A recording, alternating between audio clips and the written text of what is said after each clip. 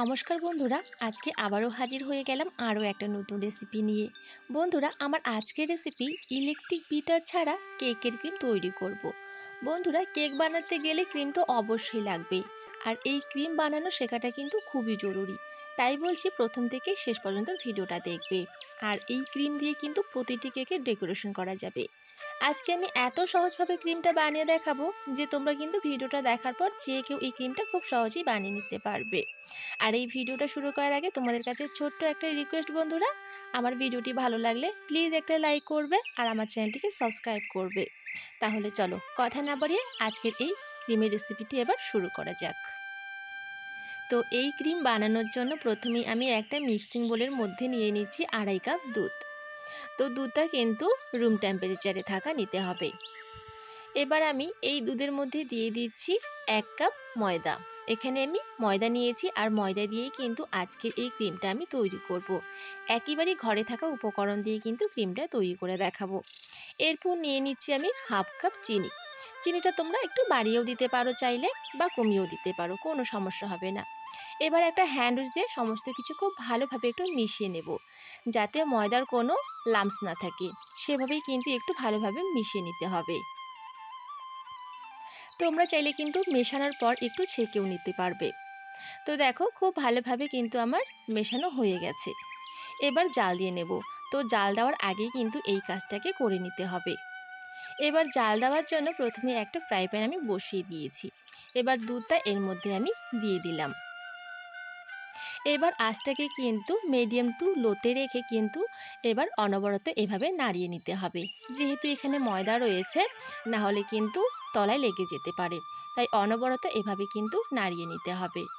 আর কিছুক্ষণের মধ্যেই দেখবে যে দুধটা কিন্তু ঘন হওয়া শুরু হয়ে গেছে। তো দেখো বন্ধুরা, 2 মিনিট জাল দেওয়ার পর কিন্তু দুধটা অনেকটাই ঘন হওয়া শুরু হয়ে গেছে।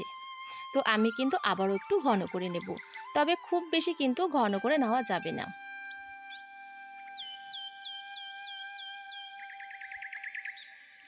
তো দেখো, আমি কিন্তু 4 মিনিট খুব ভালোভাবে জাল দিয়ে নিয়েছি। আর যখন দেখবে যে প্যান থেকে খুব ভালোভাবে উঠে আসছে, তখন বুঝে নিতে হবে যে হয়ে গেছে। খুব বেশি কিন্তু ঘন করার দরকার নেই। এবার গরম অবস্থাতেই কিন্তু একটা অন্য পাত্রে ঢেলে নিচ্ছি আমি। আর গরম গরম অবস্থাতেই কিন্তু ঢেলে নিতে হবে।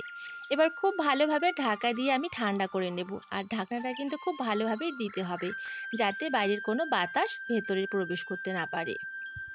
তো দেখো, আমি কিন্তু 20 মিনিট ধরে খুব ভালোভাবে ঠান্ডা করে নিয়েছি।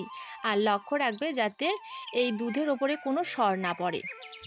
তো আমার কিন্তু কোনো সর পড়েনি। এবার আমি একটা মিক্সিং বোলের মধ্যে নিয়ে নিচ্ছি বাটার। তো আমি কিন্তু এখানে 1 বাটি বাটার নিয়েছি।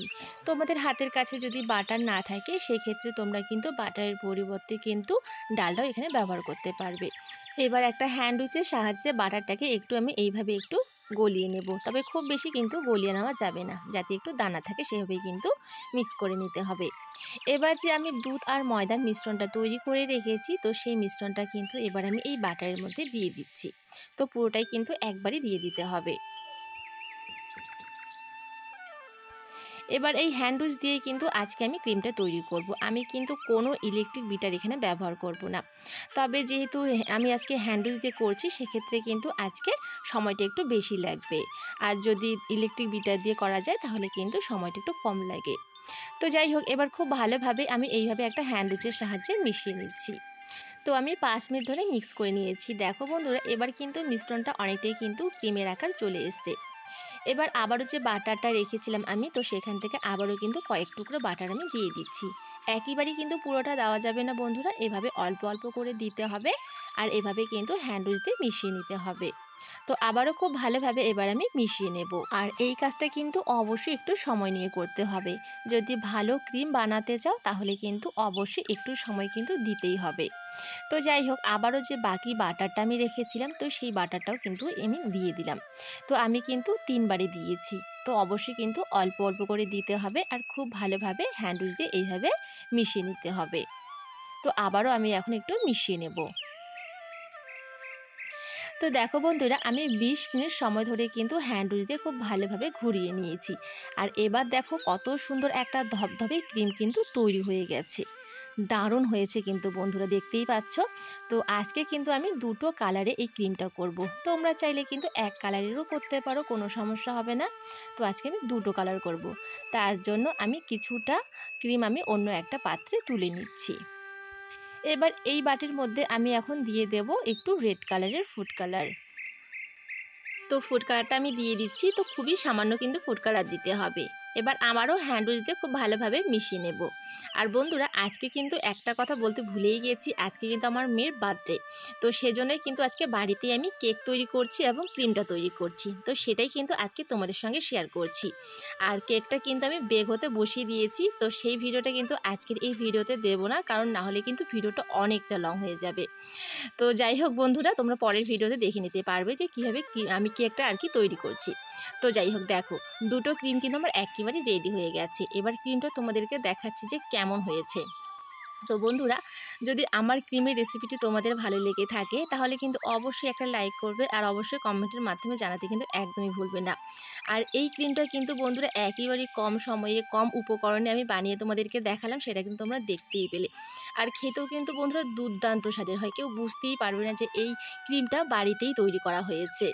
একেবারে দোকানের মতোই কিন্তু স্বাদ হয়। তো বন্ধুরা, এবার কিন্তু আর বাইরে থেকে কেক আনতে হবে না, তোমরা কিন্তু নিজের হাতেই কিন্তু তোমরা বার্থডে কেক কিন্তু তৈরি করে নিতে পারবে। তো আজকের ভিডিওটা ভালো লাগলে বন্ধুরা একটা লাইক করবে, আর আমার চ্যানেলকে প্লিজ সাবস্ক্রাইব করবে, আর এভাবেই কিন্তু আমার পাশে থাকবে। আর বন্ধুরা, কেকটা না দেখে কিন্তু আমি থাকতেই পারলাম না, তাই দেখিয়ে দিলাম। তো আমি আগেই বলেছি আজকে আমার মেয়ের বার্থডে, তো মেয়ে এখন কেক কাটছে, যেটা আমি নিজের হাতেই তৈরি করেছি।